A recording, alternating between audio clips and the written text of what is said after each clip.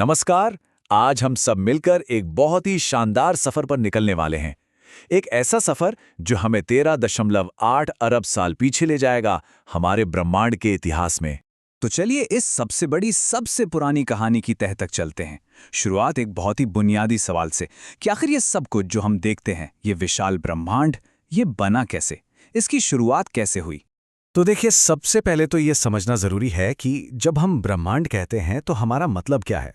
और इसका जवाब बहुत सीधा है, सब कुछ। लिटरली सब कुछ।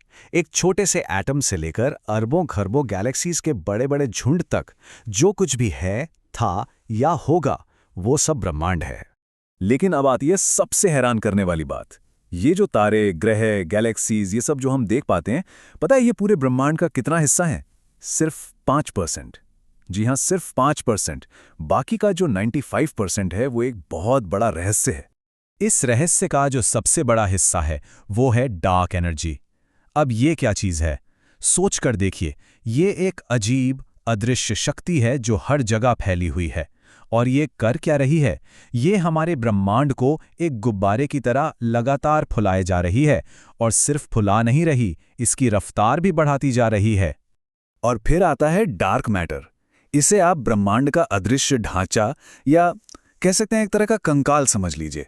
हम इसे देख तो नहीं सकते, लेकिन इसका जो गुरुत्वाकर्षण है, इसकी जो ग्रेविटी है, वही वो गोंद है जो बड़ी बड़ी गैलेक्सीज को पकड़ कर रखती है, उन्हें बिखरने नहीं देती।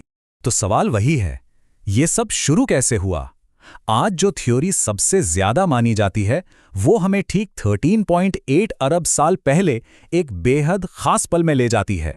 शुरुआत में सोचिए, पूरा का पूरा ब्रह्मांड एक बहुत ही ज्यादा गर्म और घने एक बिंदु में सिमटा हुआ था। और फिर एक सेकंड से भी कम समय में ये प्रकाश की गति से भी कई गुना तेजी से फैला। इसके बाद ये धीरे धीरे ठंडा हुआ और आखिरकार लगभग 3,80,000 साल बाद पहले एटम्स बने। और जैसे ही ये हुआ, ब्रह्मांड में पहली बार रोशनी, पहली बार लाइट फैली। एक बहुत जरूरी बात, ज्यादातर लोग सोचते हैं कि बिग बैंग किसी बम की तरह का धमाका था जो स्पेस में हुआ, पर ऐसा नहीं है। ये कोई धमाका नहीं था, ये खुद स्पेस का ही फैलाव था। स्पेस खुद हर दिशा में एक साथ फैल रहा था। इसे और अच्छे से समझने के लिए एक बहुत ही सिंपल लेकिन शानदार उदाहरण है। ठीक इसी तरह हमारी गैलेक्सीज एक दूसरे से दूर इसलिए जा रही हैं क्योंकि उनके बीच का जो स्पेस है वो चादर ही खिंच रही है, फैल रही है। गैलेक्सीज खुद स्पेस में उड़ नहीं रही हैं, बल्कि स्पेस ही उन्हें अपने साथ दूर ले जा रहा है। तो चलिए अब आगे बढ़ते हैं और देखते हैं कि कैसे इसी फैलाव और ग्रेविटी की खींचतान ने मिलकर हमारे ब्रह्मांड की सबसे बड़ी और भव्य संरचना बनाई। अरबों साल के बाद जो मैटर था, उसने खुद को एक बहुत बड़े विशाल मकड़ी के जाले जैसी शक्ल में ढाल लिया। वैज्ञानिक इसे कॉस्मिक वेब कहते हैं। तो ये जाला कैसा है? इसमें गैलेक्सीज के लंबे लंबे धागे हैं जिन्हें फिलामेंट्स कहते हैं। और इन धागों के बीच में बहुत बड़ी बड़ी लगभग खाली जगहें हैं जिन्हें वॉइड्स कहते हैं। और जानते हैं इस पूरे कमाल के डिजाइन का आर्किटेक्ट कौन है?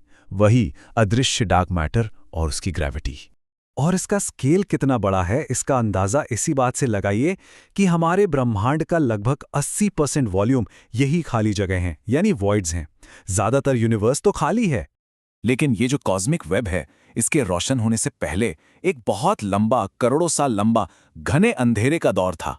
लगभग 20 करोड़ सालों तक पूरे ब्रह्मांड में एक भी तारा नहीं था। सोचिए, पूरी तरह से अंधेरा। इसे कॉस्मिक डार्क एजेस कहते हैं। फिर धीरे धीरे ग्रेविटी ने अपना काम करना शुरू किया। उसने गैस के बादलों को एक साथ खींचा और आखिरकार पहले तारे जले और इसी के साथ ब्रह्मांड में भोर हुई, अंधेरा खत्म हुआ।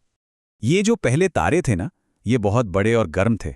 ये अपनी जिंदगी बहुत तेजी से जीते थे और आखिर में एक जबरदस्त धमाके के साथ फट जाते थे, जिसे हम सुपरनोवा कहते हैं। और यही धमाके सबसे जरूरी थे क्योंकि इन्हीं में कार्बन, ऑक्सीजन, लोहा यानी जिंदगी के लिए जरूरी सारे भारी एलिमेंट्स बने। और देखिए, यहीं पर आकर ये कहानी सबसे ज्यादा दिलचस्प हो जाती है, क्योंकि ये जो तारों के बनने और फटने की प्रक्रिया है, ये ब्रह्मांड की कहानी को सीधे सीधे हम सबके अस्तित्व से जोड़ देती है।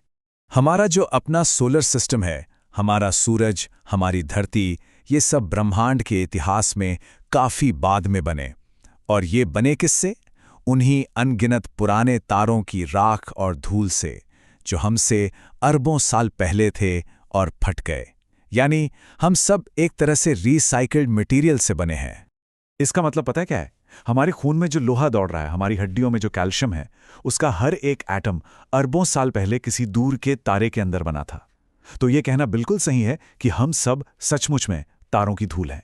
तो आइए इस पूरे सफर की मुख्य बातों को जल्दी से दोहरा लेते हैं। शुरुआत हुई बिग बैंग से।